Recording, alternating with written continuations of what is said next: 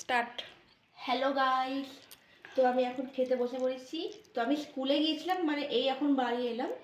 তো আচ্ছা, তাড়াতাড়ি ছুটি হয়ে গেছে।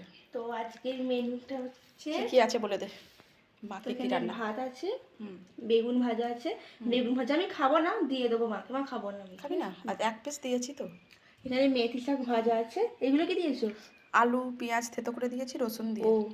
এটা মাছের ঝাল আর ডাটা দিয়ে আলু দিয়ে সিম দিয়ে একটা তরকারি। হ্যাঁ, পছন্দ খাবারগুলো?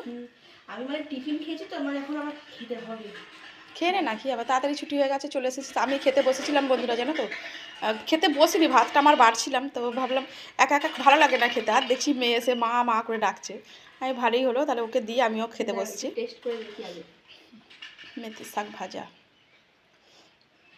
ঠিক আছে, ভালো। বেগুনটা খান, একটা দিয়েছি তো। ওর কি বান্ধবী জন্মদিন ছিল আজকে, তো কি খাইয়েছে? ফুচকা। ফুচকা খাইয়েছে, আর টিফিনও নিয়ে গিয়েছিল, টিফিন খেয়েছে।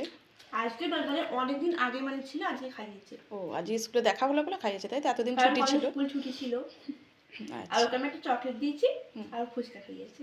আচ্ছা আচ্ছা, ঠিক আছে, তাহলে খাওয়া দাওয়া সেরে নাও। টাটা করে দাও সকলকে। টাটা।